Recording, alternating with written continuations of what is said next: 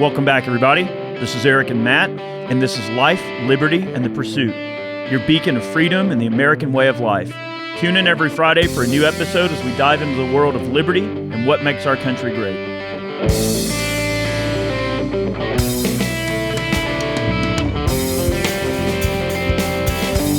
All right, guys, I hope you've all had a great week. Welcome back. Eric and Matt here. Welcome back. And we've got an awesome podcast planned here for you today. We're going to be talking about, it's all about the optics. Before we get started on today's podcast, I'd like to give a thanks to the show's sponsor, WeTheProcessor.com. If you are a business that has been canceled or your credit card processor has dropped you or pulled the rug out from under you, we feel for you. We understand how hard that can be. But if you go to We The Processor, you never have to worry about the rug of freedom being pulled out from under you. They are a pro-liberty, pro-freedom of speech, pro-2A credit card processor that will always have your back, and you never have to worry about consistency in terms of getting your business serviced. So check them out. You can directly support LLP in doing so. We're going to talk about some optics, and then maybe even talk a little bit about optics in general, like the optics of the 2A community. So we'll dive into both, dip our toes in both pools, if you will. Yeah, it's a very good double entendre. Yeah. So it can bring out a lot of great conversation.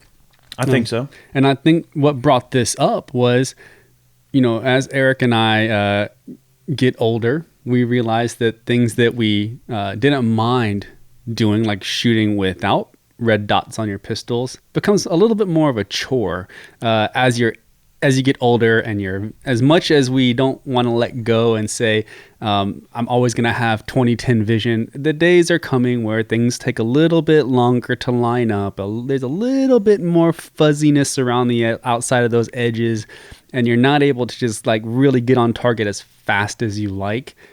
Red dots solve like 99% of that problem. And if you're having astigmatism like myself, they even have optics that are specific for people that have astigmatisms. And it just makes it much less of a chore. And honestly, it makes it fun again. Like before, I would go and like, yes, you're doing your reps and you're getting your training in on irons.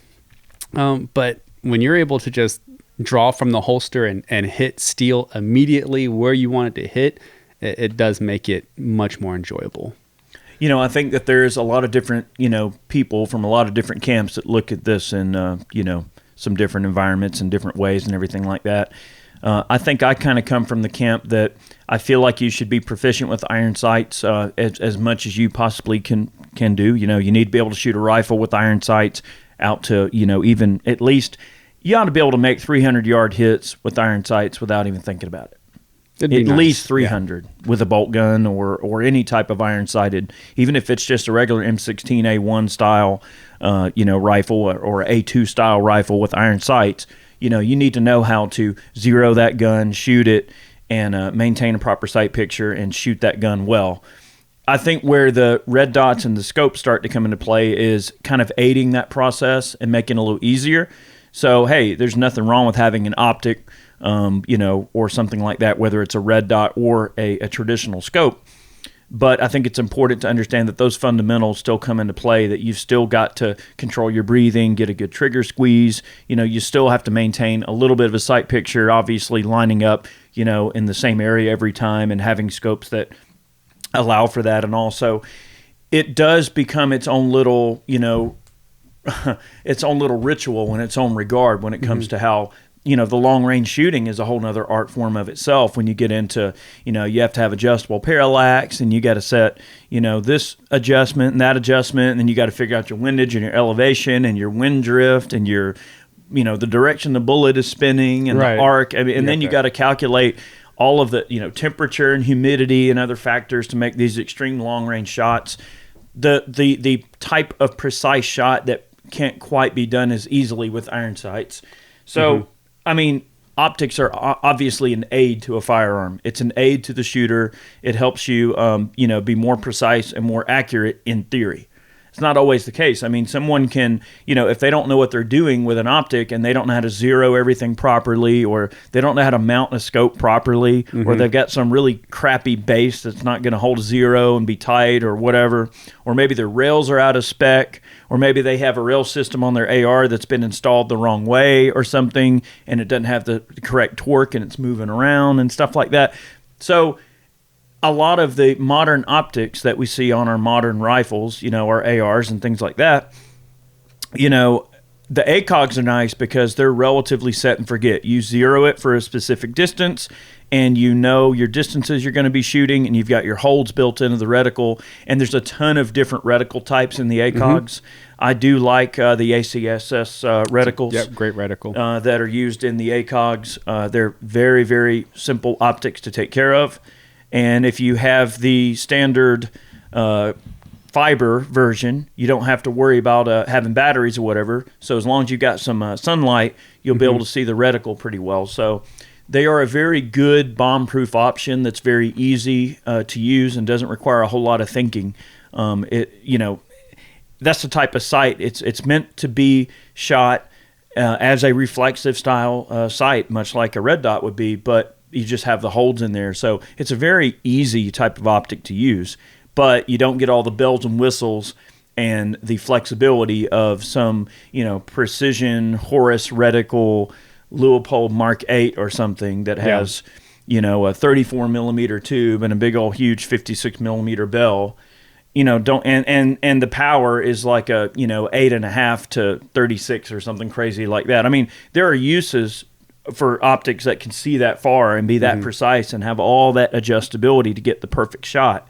But I think it's about understanding that those two things are two very different styles of shooting and two very specific needs as well. That's what that particular optic was designed for. I mean, it was made to be a very low maintenance, low technology, high effective optic. So the even with there's no batteries, so everything is fiber optic with the sun. And then you have guys like, well, you can't control the output of the reticle. Well, you just put a piece of electrical tape over it, and that's kind of how they MacGyvered that essentially, because you couldn't. But then you just cover up, a half or 3/4 of that fiber optic, and it dims it down. And when you need it, you can lift that tape up. And it's a great optic, very low maintenance. Its effective range about realistically 500 or 600 meters, which is probably more than far enough for your average person to ever and that's have what to it was designed for, is that medium intermediate range. They do make an LED model of the ACOG as well that has a battery operated backup. I think they do some that are both during the day, but they do have a battery option on some of those ACOGs where if you need to have access to the reticle in the evening, or if you want to use some type of a clip-on thermal or night vision device or something of that, usually a night vision device. And usually they do co-witness perfectly with the ACOGs. I do like using them with night vision. They're quite easy to use. And the reticle, what I like is the eye relief being the way it is. They co-witness perfectly with, your clip-on night vision devices and things like that. So they are useful in that regard. Well, that's basically how I run all my pistol optics, is I just co-witness it right on top. It'll pretty much get you where you need to be at. Are you a surgeon with it? No, but you can dial it in. But for all intents and purposes, when you put that on there, just a real quick and dirty zero, you just co-witness it right on top. Make sure everything's lined up. So me personally, I'm cross-eye dominant, so I shoot right-handed, but I shoot out of my left eye. That is really where optics help me as a shooter, because when you're using iron sights and you're cross-eye dominant, you really only have 2 or 3 options. One, you can learn to shoot left-handed, and that's kind of, you have to relearn to do everything and make that your strong hand. Not really what I like to do. So then you have an option of, you can either cant your gun. So when you pull up, you can turn it at a 45-degree angle, so those irons line up a little bit easier with your left eye. And then the third option is you can just turn your head a little bit to the right to meet that in the middle, and that helps you align those sights a little bit faster, but you lose the peripheral vision on your left side. With optics, it makes it significantly easier for me. I'm able to draw, I'm able to present, and then that larger field of view places that red dot right in the center line and to the left.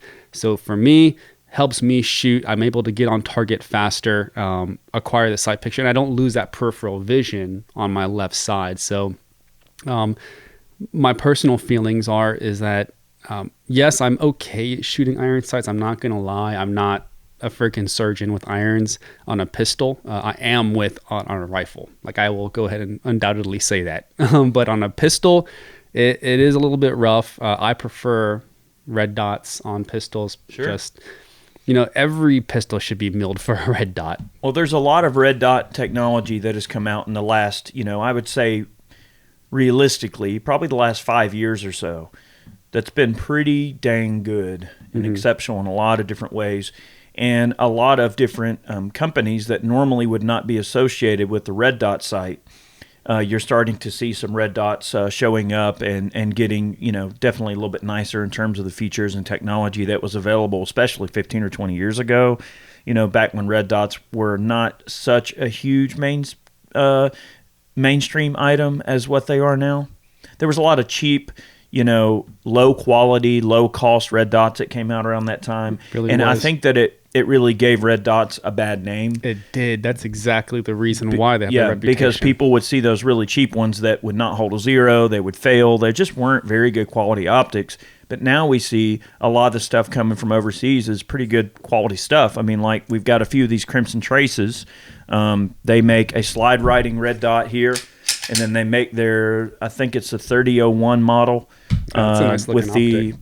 quick release lever that's on the Mutant here. I've actually got a Mutant machine gun in front of me, which is really cool. If you pick it up, you have to use it. We did a video on this Arex L that I'm holding here, the Delta L from Arex, and it's got the Crimson Trace red dot mounted on there, and it's been holding up really great, having some fun with that. I did notice it has the a rifle, larger field of view. That has a larger field of view than your traditional. It does. R1. It has a relatively low profile, too, because the top of this particular slide on the Delta L, it's a pretty thin slide, and you can see it does protrude a little bit, but definitely a very small footprint. And I would say comparative, if not maybe a little bit tinier footprint than your average red dot, and a decent field of view. But most importantly, the price.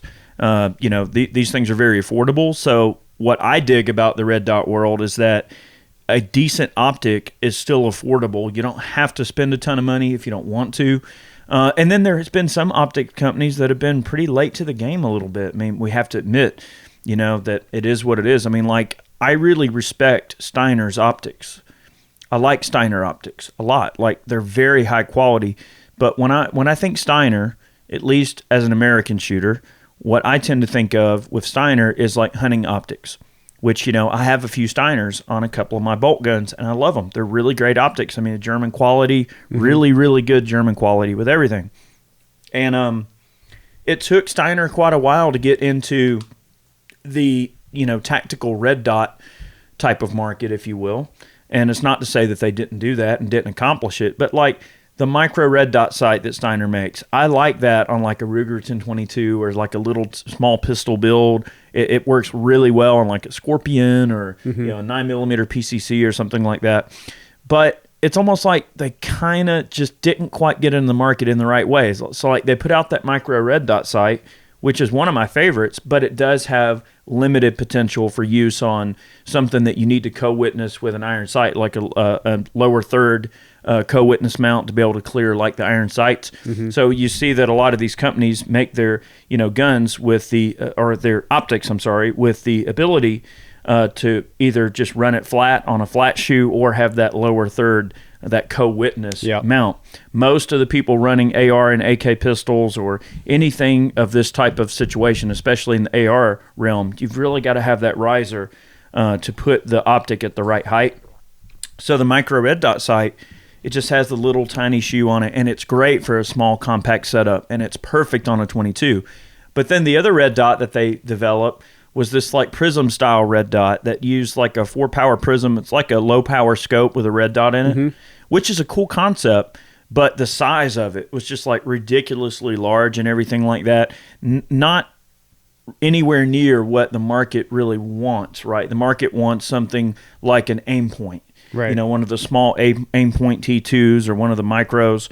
They want stuff like the miniature ACOGs. They want small, lightweight, unobtrusive, nothing that's going to get hung or snagged. It's got a forever battery life, works forever. You can throw it down a mountain and turn it on and it still works. And oh, by the way, if you do throw it down a mountain, you can send it in and there's a lifetime warranty. Yeah. Like, they want you to hand them a silver platter with like the best deal a person could ever ask for, and they want to pay $99 for it. And that's the issue, is the scope of quality on some of these lower priced red dots has gotten so decent that you almost kind of sit and wonder, okay, well, why am I paying more for a Trigicon, or why am I paying more for an aim point when I can buy this Crimson Trace here, or I can buy whatever, one of the primary arms, optics that has the ACSS reticles like that one, the new primary.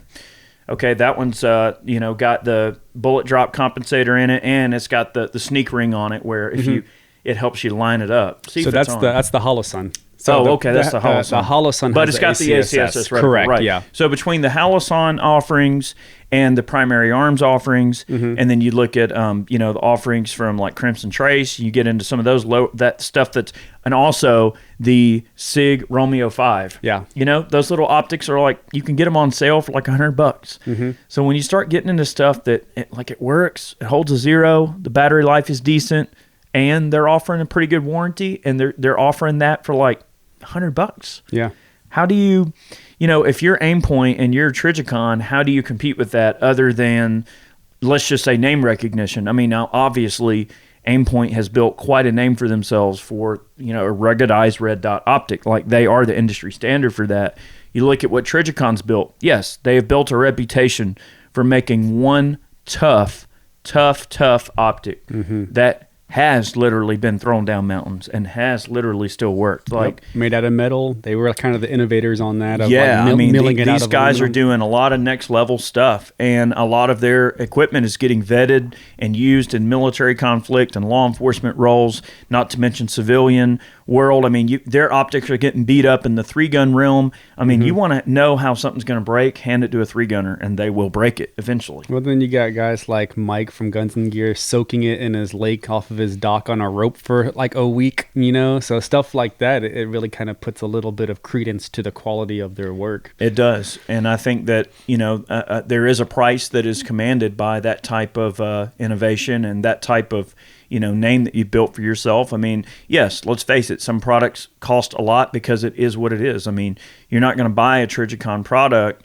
They're not making like the bottom of the barrel super affordable red dot. Like, that's not their thing, right? There's enough people doing that already. Like, Trigicon's the kind of company you're going to go to when you're ready for a very precise and deliberate and rugged and great functional aiming solution, right? But the same thing can be said about the aim points, or even like the Leupolds. Anything in a gold ring and higher, they're all lifetime warranty scopes, anything that Leupold makes. We'll talk about the red dot in a second, but Leupold is the same way. Like, they stand behind their products. Their stuff is rugged. It works. It's awesome. If you have a problem, they'll fix it, no questions asked. So that type of no questions asked, customer first kind of policy, I mean, if you've ever been to their facilities, I've been to Leupold before, and out at their facilities, it's like super nice. It's like a laboratory. A laboratory of optics. It's crazy. And it's so professional. Everybody is so friendly, and you can tell they love what they're doing. Like, they hire really good people to help them, make those optics. And yeah, that comes at cost. The quality that they're putting out comes with a certain cost. But I think that Leupold's done a great job at navigating, something that can be affordable, but still be worthy of the name, Leupold. Yeah. And Trigicon does the same thing. I mean, you have a SRO right here, and they have a RMR as well. And they're just two different, they effectively do the same things, but they have two different missions. One is known to be a little bit more rugged. The SRO, it's built differently. It has much more plastic on it. That's not necessarily something, and you can, but it's not something that you would expect to if you just rack it off of a table or rack it off of anything hard. It will survive, but it's plastic, so it's gonna it's gonna mar up a little bit. That's not the mission critical, job of that red but dot. as a 3-gun shooter or something, it's a very effective optic. It's lighter. You know? It's going to give you a little bit more of like ounces or pounds. You hear it all the time, but when you're in 3-gun and you're running around and the extent of how rough you are with your handgun, it's like kind of throwing it on the table, going to get your shotgun or your AR out of the barrel. It's just a different skill set that you need to make, and a different need overall. Yeah, a different price point. That's what it is. One thing I want to mention about Leupold is they've done a fairly effective job of moving forward. With their optics and everything that they offer. And what I mean by that is their red dot sight, by some people's standards, by many standards, is pretty outdated.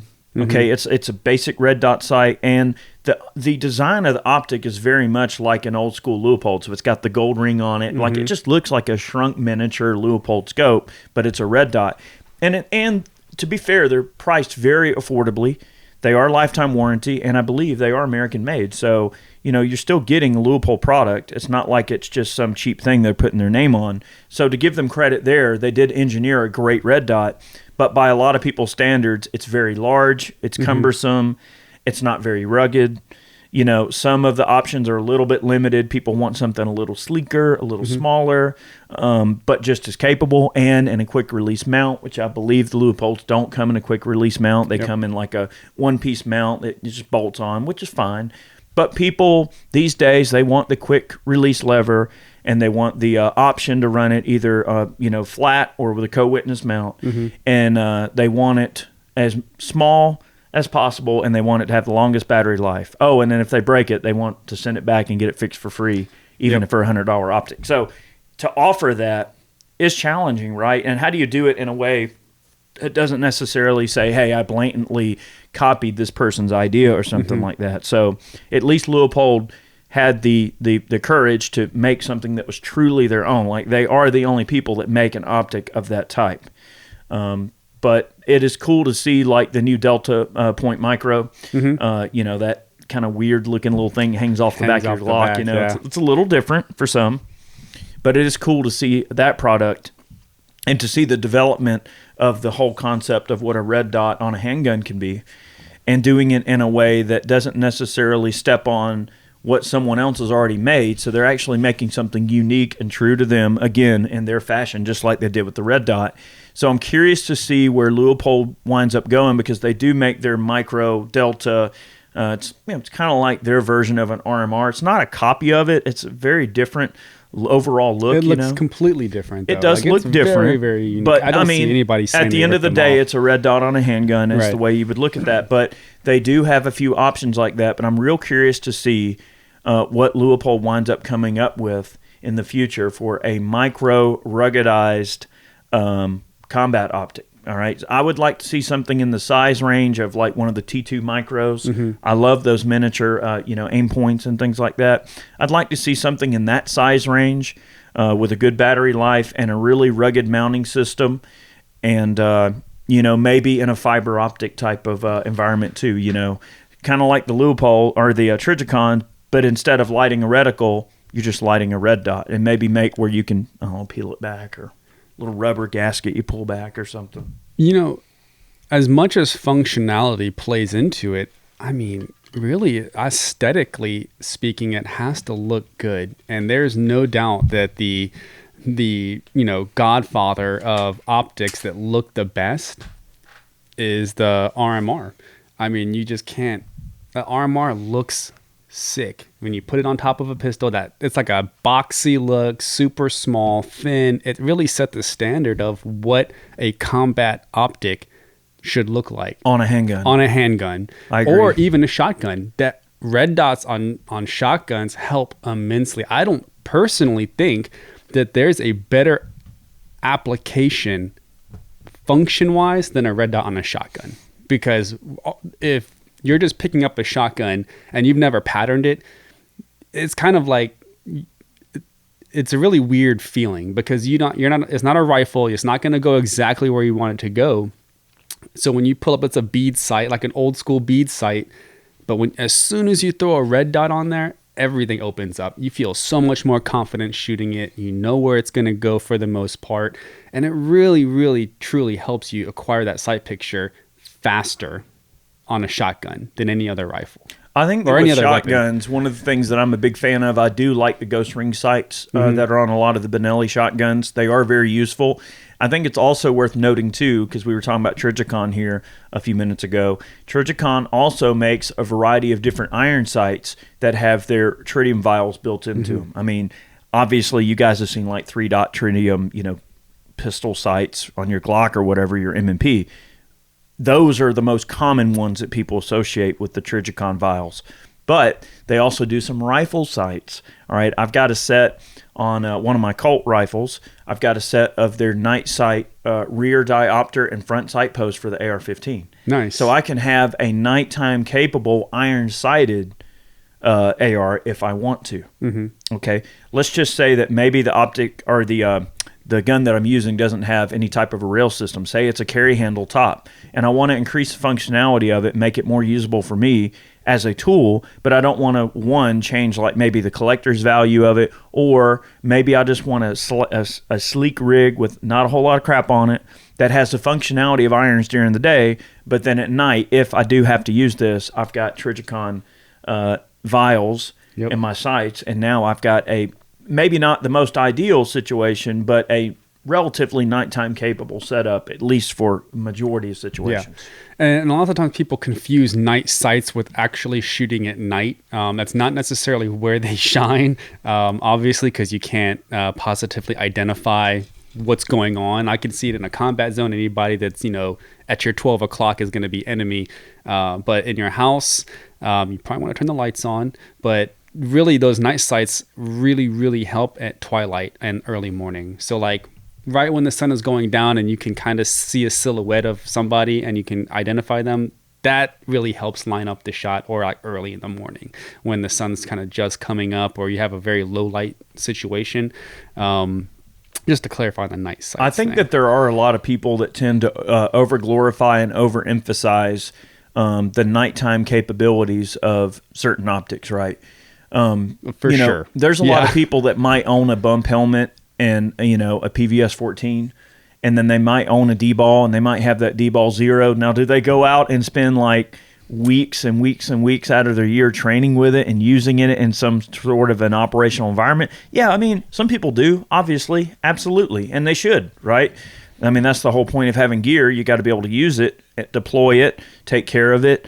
And part of that involves moving with it. So, yeah, of course it's important to know how you need to move around with your gear. That's very important. You don't just throw on something and go run around with it and there it's good, Training helps you eliminate certain variables in your rig, right? It could be a loose strap. It could be something's making noise. It could be something doesn't fit right, so it's rubbing you weird after you've been wearing it all day. It could be anything like that. Or it could be, this needs to be taped down. This needs to be moved. This needs to be secured. Right? That color's too shiny. We need to paint it.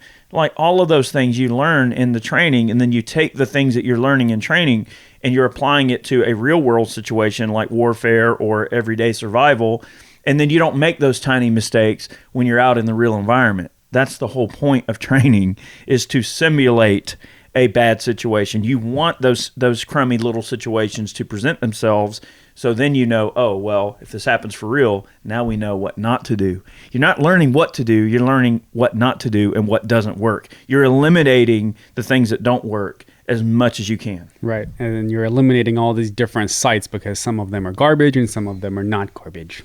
Yeah. I don't think any of the ones that we have on the table, but in the very beginning, that was what plagued them, like poor battery life, not holding zero, bad mounts. I can't tell you how many people I've seen take a optic to the forehead because they don't lock tight the screws down. They pull it out of the box. They see the little screws that come with it, and it has a little bit of Loctite blue on this screw pre put on there, and they think that's going to hold that optic. And no, I mean, all the time you see them just taking it, like that optic will fly right off. Well, there's so many of those like really, really cheap red dot sights that were real popular like 15, 20 years ago. And we're talking optics that would come in like a clamshell at Walmart. and the enclosure for this red dot would be some big, ugly, gaudy thing with like 15 different like optic settings where you can get all these different reticles just by turning a switch, and then you can do, change between, red and green on your optic and change the brightness setting. And it was cool, like to be able to walk into a store and pay 30 or 40 bucks for that and then go, look at me. I know. I've got an optic. So it came with a mount. It did make it obtainable for people to at least throw something on their gun.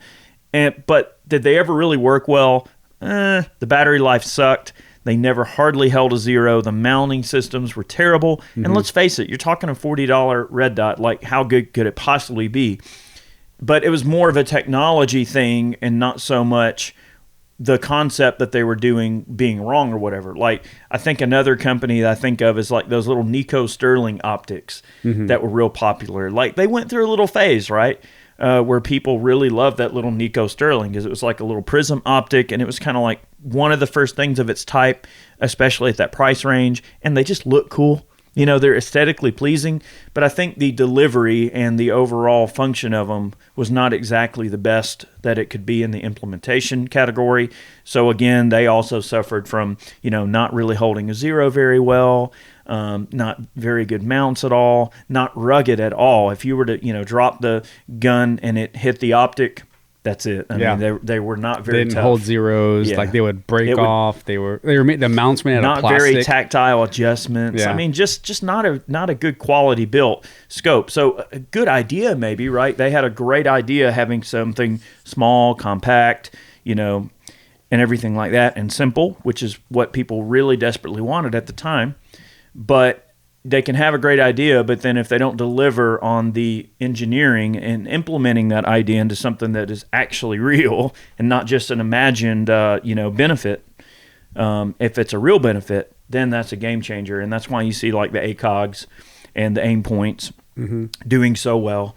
And you see a lot of those, Leupold optics like the Mark IVs that were out there for so long. And I think the military still buys the Mark IV. Those optics take a beating and they keep on working. And they keep coming back for more, and that's there's just certain things in terms of experience with a given product that only time can reveal how good that product's going to be. I mean, like, we have the benefit of time, we have the benefit of knowing, that those 20-year-old clamshell Walmart optics, they don't hold up very good because we've saw that they didn't hold up for 20 years, right? So it's not like that's anything new, but it's just important to recognize that, there certainly are certain situations where a company will put out a product and you have to kind of think, all right, well, they probably know what they're doing at this point. I mean, and it also depends on what the customer service and I guess the retention is like. So, I mean, a great example is MeproLite. I know that you gave me a MeproLite optic and it stopped working, and I contacted them and they got the serial number off of it, and to their credit, they sent a new one out immediately, and they were like, here you go. And then the optic works great. I mean, it's a red dot. It's a high mount red dot or mid mount. It's those are the Israeli IDF. Yeah, they basically are the contracting company for the IDF. They do all of the weapon lights and lasers and optics. A lot of cool stuff coming out of them, but this is for the 5.56 or M4. And that MeproLite actually has a really great mounting system too. It uses almost like a modified set of those ARMS number 25 mounts. Have you ever seen those throw levers? It looks like a pair of those ARMS mounts is what it reminds me of. And also the mounting system of that optic makes me think a lot of some of the, what do they call those dang things? The LCANs. It's like almost exactly like an LCAN. It's very much like the LCAN Spectre DR or some of the larger. I know you guys have seen those big rubberized LCANs they put on machine guns. Like the 240s stuff. The mounting system is very similar to that dual lever. Yep. Well, it is. It's exactly what it is. You have an adjustment screw on the left, and that kind of allows you to tighten it down when you hit the throw levers, and it cinches on there really tight.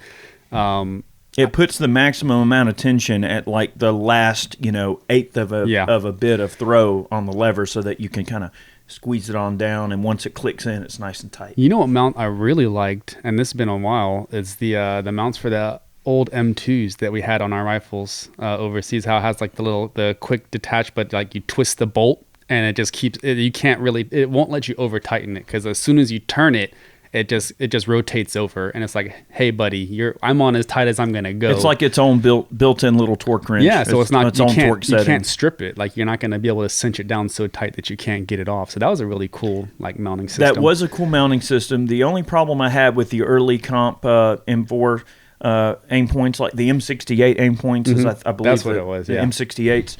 The only problem I had with them is that usually, when you mounted this thing up, you've got this big knurled bolt sticking out to the right. That's the tightening bolt. Or was it on the left? I can't remember. It might have been on the left side. I can't remember which side it wound up being on. I have an aim point in here. I'll check it out in a little bit for my own benefit. But I just always recalled that bolt just really being in the way.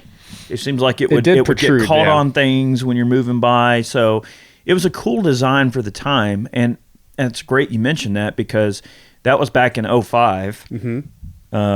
OIF3. Yep. So back in those days, I mean, yeah, that was some pretty advanced red dot technology, especially for a red dot that's issued widespread to the military. Yep. You know, those M68s held up pretty dang good. They had that little honeycomb filter in there, so you know, that little the illuminator wouldn't get picked up on night vision. Yeah. Well, like they would ever have night vision looking at us. But but it was there. But it was the top technology of the time. Now are the old school OG, M68s, are they the best thing since sliced bread compared to the T2 now? No. Battery life was garbage on those the battery things. life sucked. Oh my God. And they usually use the weird proprietary watch batteries. Yep. They were using the little tiny.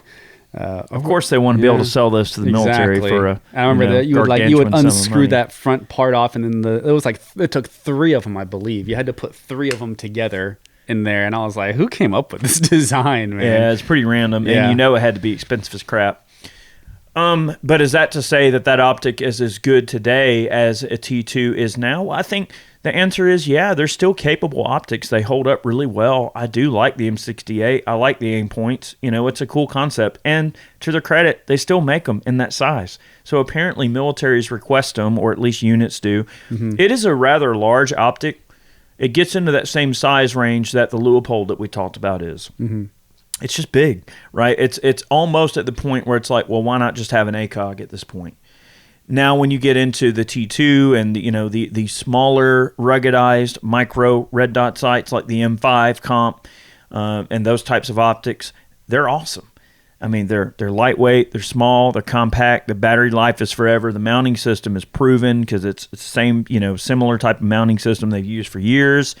So is that to say that 20 years from now we'll be talking about those? Oh man, those T2 micros, those things are huge. We got this, I don't know, space age crap now that we're using. So technology changes, and it's okay to recognize like good technology when you see it, and then maybe technology that's on the way out in terms of, it's aging a bit, or technology that just outright sucks and we just need to move on. Well, and again, aesthetics will dictate what the community will use, because there's great technology out there that people won't use because it's, quite frankly, unattractive and ugly. So like the Acro, I mean, is it functional in a way that's superior to every other carry optic? Yes, because it has a covered emitter. It's weatherproof.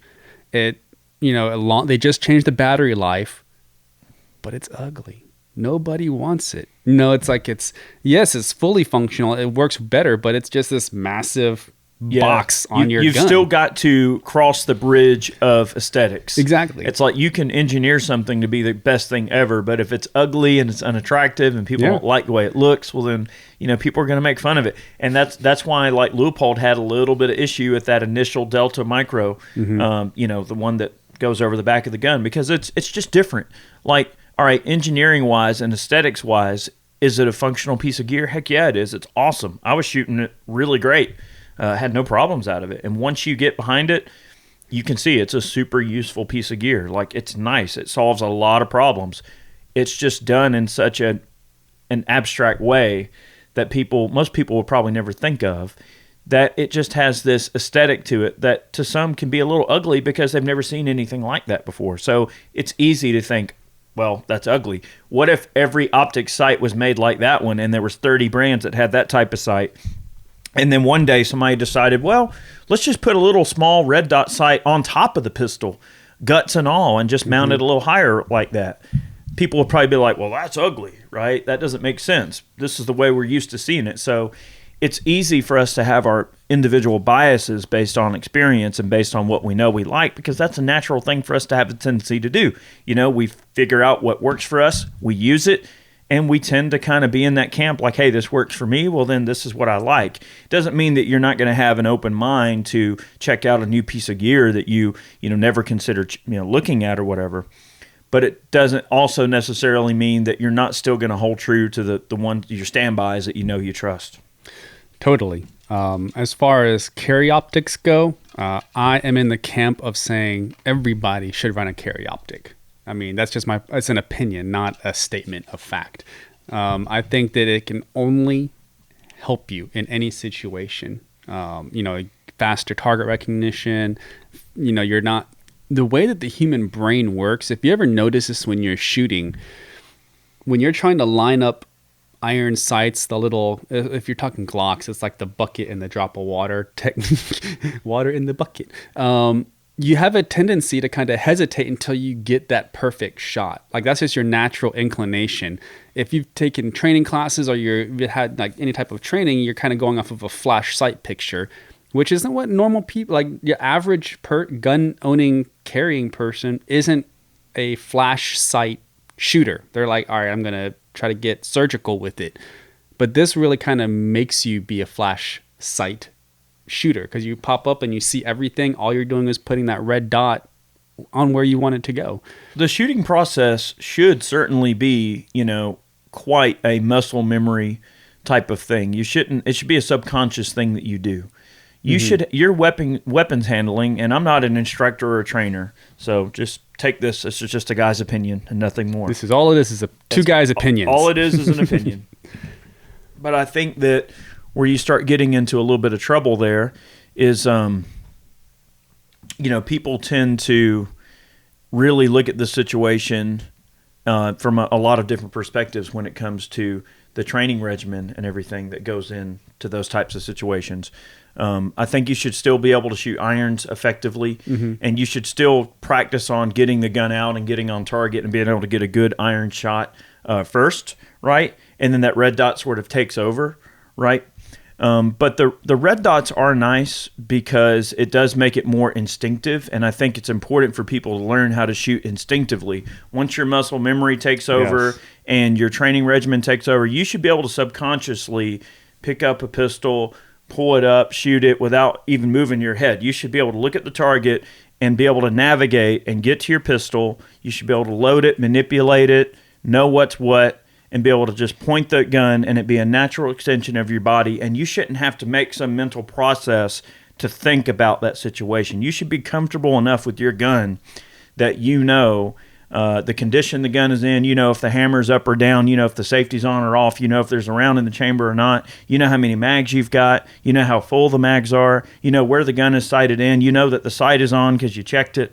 You blew all the dust bunnies out of your carry rig. Yep. You rotate your ammo. I mean, you cycle mags out, you check spring specs, you number your mags so you can keep up how many times they've been dropped and how worn out the springs might be. I mean, there's so many things that once somebody gets far enough down the hole of knowing their gun in every single way, like, they know it's clean because they, if they're going out to do something important like a mission or some really crazy raid or something where, you might have to rely on that firearm to save your life.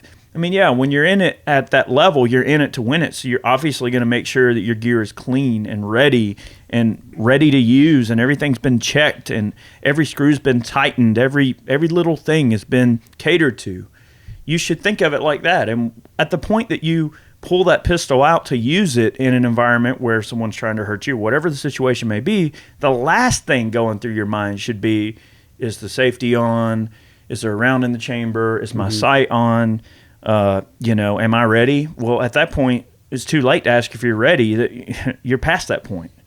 So we don't have test fire berms when we leave the house. No, that was always like the thing. Like, don't. So you can tell a lot by someone's level of training and understanding just by watching them shoot. All you have to do is watch someone shoot for 10 minutes, and you can know how much they've handled a gun. Yep, and that's very important because one, you want to make sure that if you have a gun, get competent with it, and not even to say you have to have training. It would be very responsible if you got training. Necessary? No. Responsible? Yes. Well, it's not even a requirement that would be a general requirement of society. It would be a requirement of you to yourself. I mean, if you're going to carry a gun for self-preservation, I mean, don't get me wrong, I'm so totally happy that someone does that, right? Like, everyone has the right to protect themselves. Everyone has a right to own a gun. I'm totally on board everybody being armed and doing what they need to do and living free and just being good people in their society and having guns to protect themselves. That's completely normal, all right? That's a completely average, normal thing in American society is for people to protect themselves, protect their families. No one is denying that at all. It is more of a personal responsibility that you have to yourself.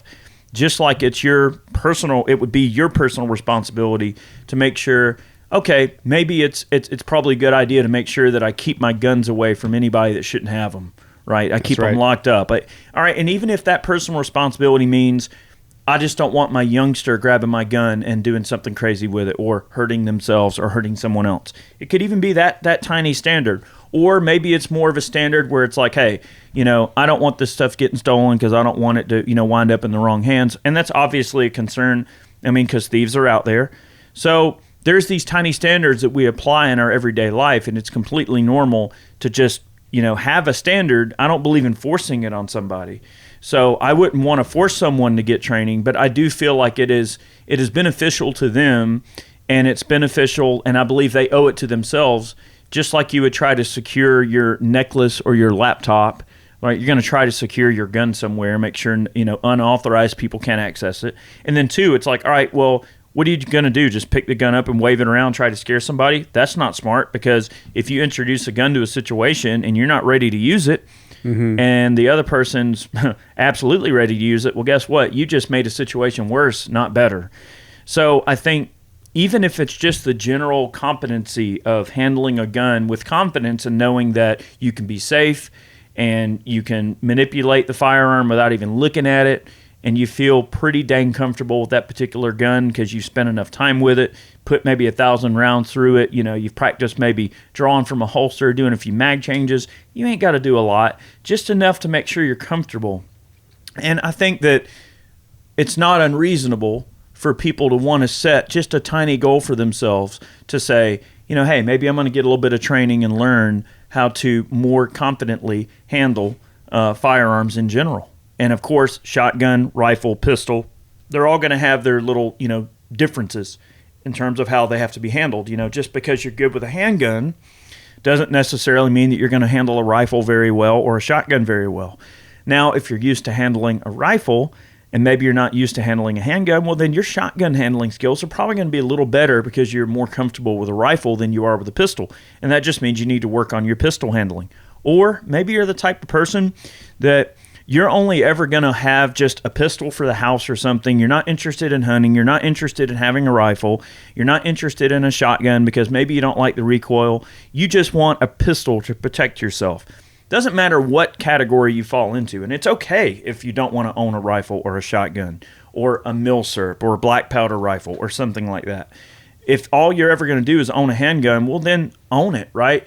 Go out and make sure that that's a tool that's going to benefit you, not be in your way or potentially cause you a worse situation by having it. Very valid points. So the optics that we've been talking about so far have all been slide rider optics. So if you guys are listening or watching, those are optics, red dot sights that bolt onto your slide. They mill them out. Some of the higher end pistols will come with it already pre-milled, so you can just drop it on with a plate. So then you have, if we're talking about optics, we have to talk about the non-slide rider optics. For usually you would not see those on a carry gun. Typically, those are like race guns. So you'll see a lot of 3-gun shooters have that. Pistols that weren't designed, or they're too thin. So like a lot of like Colt, like single stack 1911s that they typically will use for race guns. It's almost like a skeleton frame that goes around the firearm frame, and then the optic mounts to it. And the benefit is that it doesn't move. The optic doesn't move when you shoot the gun. So if they're in a race situation or competitive situation, the optic is not changing. So they can just run down and burn it down. You do get a much more consistent sight picture when the slide is not moving with the optic on it. So there certainly are some considerations for red dots in that particular way. There was also this really big phase that people went through when they were doing like long range bench rest shooting with like special handguns and things like that. They would have like bolt action Remington pistols basically that would be set up with long eye relief optics and things like that. And that was a thing for a while. And then there's a lot of people that are into handgun hunting. A lot of people will use iron sights on a revolver. I mean, I've shot a few deer myself using iron sights. You can certainly do that. And then, of course, you can mount optics on revolvers. It's a very common practice. Tackleberry knows all about that. Oh, yeah. So there's certainly nothing wrong with having the aid of an optic to help you shoot your big bore wheel gun and get a good shot on animals a little bit better. So there's certainly some hunting connotations. I think you are starting to see a lot more hunters using red dot sights on handguns, on semi-auto handguns, as well as revolvers.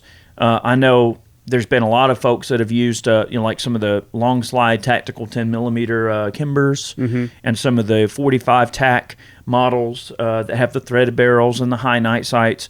You've got guys that are going and doing some 50-yard food plot hunting with those guns. Yeah. I think Donald Trump Jr. just shot a deer with this 10 millimeter long slide Kimber at like 100-yard shot. Dang. So he made a 100-yard shot with that, which is cool. That's a pretty good shot. So it's neat to see guys out making kills with handguns at 100 yards on game animals. So I think that really does bring the point home that, iron sight shooting is awesome. I mean, like Jerry and I have done some of our upside down and little fun trick shots and things like that with the Model 10 revolvers and the J-frame 642s and, ones like that. You guys had a full-on competition, if I remember correctly. Oh, we have, right. So I've had Jerry on the channel, and we've done some crazy trick shots. And those are always fun to make good, accurate shots with handguns with iron sights.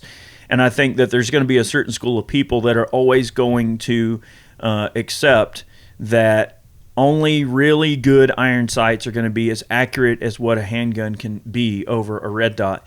And to some degree, I'll agree with that. Like, I don't know if I'd really want a red dot on a revolver, but I guess some people run that type of stuff too. I do know that, like, on Chad's got a Model 29 DX, which is a 44 mag with, I believe it's a 6-inch barrel with a full underlug. And that's before they really did the Performance Center stuff. It was when they just took standard 629s off the line and test fire, and they're like, wow, this one shoots really good. Well, let's just make it an X model, and they would make it a DX model. And it was kind of like before they had a Performance Center. But that revolver, like with irons, I can shoot anything. It's a bullet delivery device. Like, it just shoots itself. It's so accurate, even with irons. So I'm a little torn. It's like, I think it depends on the situation. If I was going to hunt with a handgun, I think I'd want a red dot on it. If I was going to hunt in a low light situation, an evening hunt, and I wanted to use a handgun, I think I would certainly want some type of illuminated reticle if I was going to use a scope on a revolver or something, because, your eyes ain't always exactly as good as they used to be, and especially in the evening, sometimes it can be hard to make out that deer as that light level gets really low. You want all the available shooting light that you've got available to you, okay? So in doing that, it all comes down to light gathering capabilities. I mean, with optics, that's where the rubber meets the road in the hunting situation, are the anti-fog and the way that they, do the coatings on the lenses to keep them from fogging up in weird, environments. But then also the quality of the glass in terms of the light gathering capabilities. Hey, you might get that extra minute and a half of shooting light that you wouldn't have, and you'd still be in legal shooting light with an inferior scope that wouldn't allow you to see that extra, minute and a half or two, which could mean the difference between an animal of a lifetime and having to let them walk because you can't make the shot. Yeah. that 629 that Chad had, didn't that originally come with rings on it? When he first got it, it had rings on it for an Optic, if I remember correctly. Right. It came with rings on it, and then the original iron sight was not in the box, and you had a real hard time finding the sight because it doesn't use, I don't believe it uses a square cut. It's like some weird round cut on the end where it interfaces. And from what I understand, that's not a very standard style of sight that Smith & Wesson made for very long. So it's kind of hard to get. Like, we even contacted Smith & Wesson, and they're like, yeah, we don't have any of these. I'm like, well, all right then. Well, so if you guys don't have it, I don't know. Yeah. So anyway, we are getting here a little bit close on time, but I think we did spend a good amount of time discussing some of our favorite rugged optics, and then we kind of really did focus a lot on the pistol lights, which is fine. I did want to give the aim points and the Trigicons and ACOGs and things like that a good mention, because I feel like the line really is blurring a little bit between guys that are running a handgun with an optic on it versus the guy that might have a 12-inch AR pistol with a brace on it in his truck with a red dot on it. So red dots are in common use on patrol rifles and other short setups, and on PCCs, on 22s, just as much as they are a part of a carry gun, right? And I think it's also worth noting real quick before we go that there are some micro red dot options that you can get on certain pistols too. Mm-hmm. If you look at the SIG P365, they've got the Romeo Zero, which is like itty bitty little tiny optic purpose made for the 365. And it's very low profile, lightweight. The gun's still a double stack, so it's got some generous capacity.